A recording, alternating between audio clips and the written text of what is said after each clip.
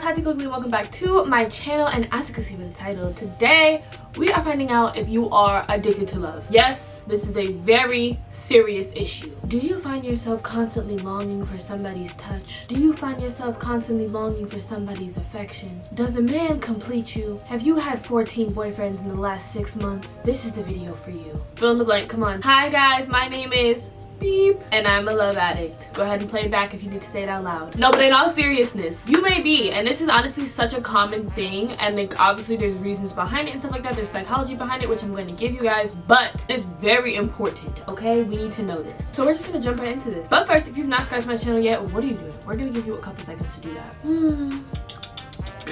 Did you do it? Good. Now you can watch the video and look into our family. Also, follow me on my socials. This is where you can participate in polls, all that fun stuff, or whatever. Let's just get into this. So you're a love addict. Well, we don't know yet. So I think a lot of times people try to just throw it off as like, well, I just like having a boyfriend. I just like having somebody to hang out with. But it's so much deeper than that. You know it. I know it. We know it. We see each other, okay? So I guess there's a couple questions that I can ask you. Here we go. First, let me say, people can be addicted to love and are addicted to love for many different reasons. A lot dealing with trauma, a lot with unhealthy attachments and things like that. There's so many reasons. I will make a video on that if that's what you guys want in the future. Right now, I'm just giving you different signs that you are addicted to love. Then from there, you can figure out why, okay? Okay. Number one, do you find yourself jumping right back into talking to somebody, dating somebody, being in a relationship with somebody as soon as the previous thing ended? You might give yourself a little bit of time for space and wallowing, and then you're right back on it. If that's you, you might be addicted to love, because we can't just put that off as like, oh, well, I just met somebody that I really like. The likelihood of you meeting somebody that you really like back to back to back to back to back, no breaks, is very low, very low. So you have to be honest with yourself and others and be like, you know what, like, do I really like all these people, or am I forcing myself to like these people just for the sake of being in another relationship or dating somebody again? Unless it does not take a lot to impress you at all, there's no way that you're jumping from person to person and genuinely being in love with them, or genuinely extremely liking these people to the point that you want to spend so much of your time with them. Truly, they're just space fillers for you. You liked the idea of them, you liked what they brought you, but not them as individuals, and that's why it never works out for you. It doesn't take much for you to be ready to commit again, or ready to give your all to that person and jump into something very quickly.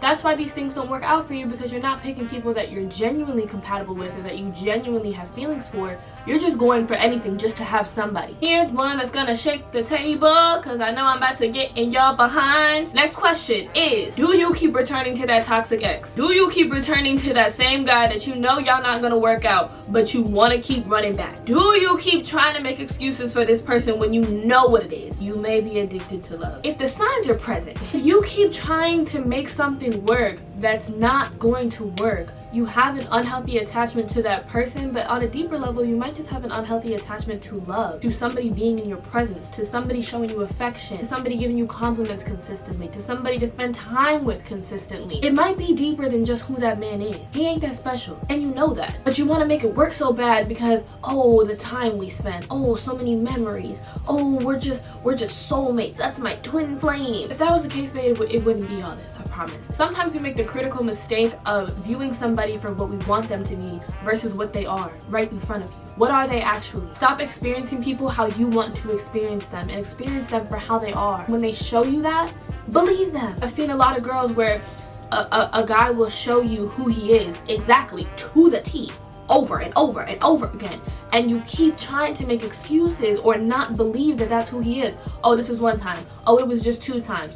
Oh, he did this because this. Versus, that's just who that man is, and let me just accept it and move on. Or do you keep going back to that guy that's no good for you because you feel like you can't get any better? Is there an insecurity in yourself where you're like, well, I guess this is the best that it is, I guess this is what love is? Are you scared to let that person go off the risk of having to be by yourself? Are you scared, if I let this person go, I won't find somebody else, and now I'm gonna have to be forced to be alone with my own thoughts and my own feelings, and that's terrifying for me? Is that how you feel? Are you scared of what you might uncover? These are all things you have to ask yourself. I cannot answer them for you, but they're definitely signs that you are addicted to love, you are addicted to relationships, because they feel something in you, and they can also be blocking you from having to deal with something for yourself. Or when you are in a relationship with somebody, if you're not getting an immense amount of attention, if you're not getting an immense amount of compliments and reassurance, an immense amount of affection, Are you feeling depleted? Are you feeling low about yourself? Are you feeling insecure about yourself? Does the lack of somebody else's actions affect how you view yourself and how you value yourself? Is your self-love dependent on how much somebody else loves you? Be honest. Do you feel you're most confident and empowered when somebody else is telling you you're beautiful, this and that, or somebody romantically is giving you that affection and that attention? Is that when you feel you're most confident, and when that's not happening, you're low? Having somebody there to remind you of the things that you have not yet convinced yourself of. You have not yet convinced yourself and truly believed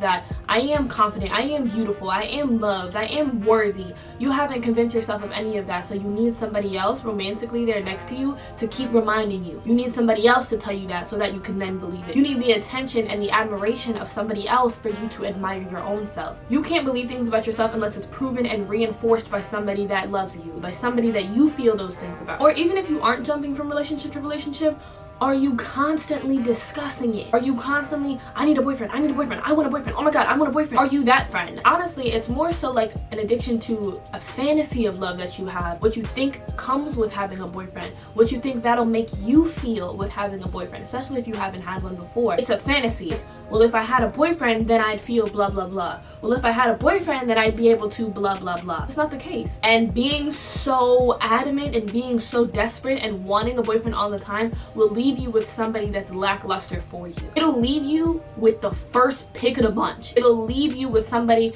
who is not right for you in any sense, but you will be so blinded by all that just off the sake of having somebody, because you've wanted this for so long. So the first thing that comes by, you're like, ooh, that's mine. And they're not stupid, they can see that, and that's how people walk all over you, because they know you're that desperate to just have me here. I can do whatever I want and you're still gonna be here.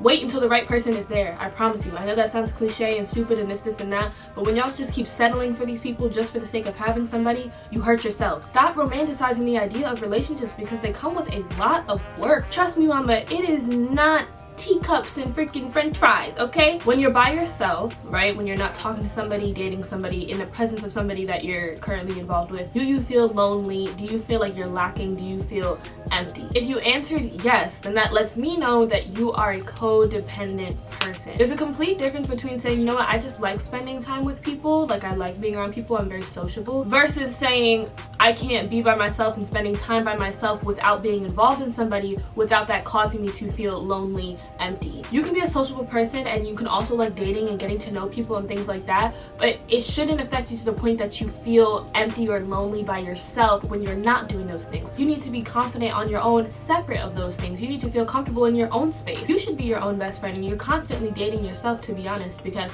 we get to know ourselves from birth till peace out. This is letting me know that you spend a lot more time getting to know other people because either you don't want to get to know yourself, or you have and you don't like yourself, or you're just uncomfortable with yourself, or you might just prefer distracting yourself with other people's presence, not even just fixing their issues, but just being around other people and distracting yourself with that social time with somebody versus having to be home and focus on yourself. But you're doing a disservice to the people around you and the people to yourself, because you're not really giving yourself to the people that you're dating or involved with. You're really just using them as a shield and as a wall for yourself, so you don't have to cross it and go into your own side. You can't push off your issues forever. Even if you are focusing on dating somebody or being involved with somebody else, it'll show itself there as well. It'll present itself in some sort of way within that relationship where you're going to be forced to deal with it eventually. And it's better to deal with it on your own than to have to drag somebody else's feelings and thoughts into it as well. Another question for you is, when you are dating somebody or getting to know somebody or in a relationship, there's two sides of this, but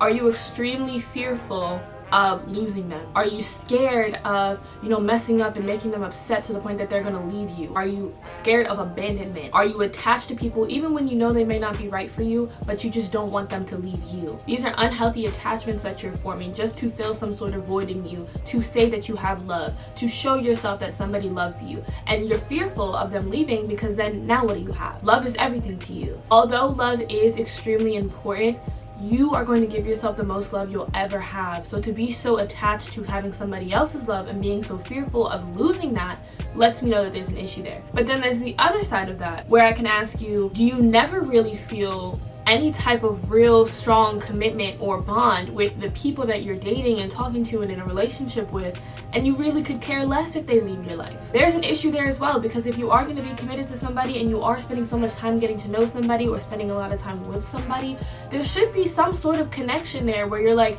I wouldn't want this person to go, but if they did, I'll survive. That's the part of the spectrum we want to be at. You don't want to be at one end of the extreme where it's like, don't leave me, I never could leave you. Like, you don't want to be there, but you also don't want to be somewhere where it's like, I could care less, because then why are you with that person? You're just with people for the sake of it. And again, you're doing both of you a disservice, because this person might actually be genuinely interested in you and spending a lot of their time, effort, mental energy, getting to know you and spend time with you, while you really could care less. They're losing a lot because they're wasting so much time, but so are you. As much as you think that you're not wasting time because you're not really too involved, you couldn't care less if they leave, things like that, you are wasting your time because you're still spending time with this person. You're still wasting their time, and that takes energy out of yourself. That lets me know you just want to have somebody there for the sake of having somebody there, and you enjoy having people love on you but not having to give that back.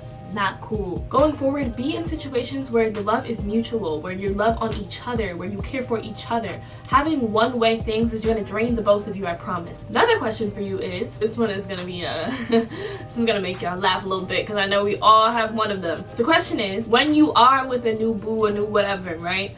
Are you the type that puts them above your friends every time? If this person calls, gotta go, then leave, peace out. If this person calls, cancel the plans with their friends. If this person calls, it's over for whatever you was doing with your friends. Bye. You don't spend the time with your friends like you used to anymore. It's just you and this person, and everybody else is cut off. If somebody has something to say about your person, cut off. And it's funny because we make jokes about it, because like we all have one of those friends where it's like, girl, Kelly just be with that man all the time, like whatever, she never forgot about us. But it's really concerning, because when somebody is willing to give up all they had and all they knew and everybody that was loving on them before this person entered the picture, now that it's a romantic relationship, they're ready to lose it all. If that person leaves, what do you have now? There's a deeper issue going on there. There's a lot of voids in here that this person is filling up, and it really could be anybody. It's really not about that person. It's about your friend. Your friend, or you, are so desperate for that love, that attention, that whatever that person is giving you.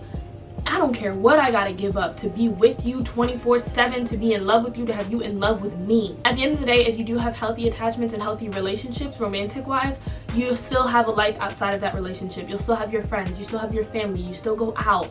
These are things that you still should be able to do when in a romantic relationship. If you feel like you have to pick one or the other, not a good sign. Your romantic partner shouldn't be your whole universe, the sun that wakes you up in the morning. They shouldn't be your everything. And if that's what it is, that lets me know that you definitely have an unhealthy attachment to love and romanticism. At the end of the day, love addiction is showing me that you are trying to fill something, whatever it is, hurt, trauma, a void, emptiness, with somebody else. Even insecurities, you're filling that with somebody else, but at the end of the day, that will never be fully filled, and it could really make that worse. Remind yourself of that the next time you feel any of these things that we were talking about. So that is the end of the video. But first, you know, I have to give my shout out of the week. This week's shout out goes to Livia Molly. Here's her page, so cute. Go check her channel out. You left the sweetest little comment on one of my last videos, and I just wanted to let you know that I love you so much, and that will never change. Alright, y'all, so make sure you like, comment, share, subscribe, turn your post notifications on. You got a lot to do, you better get to it. And I will see y'all in my next one.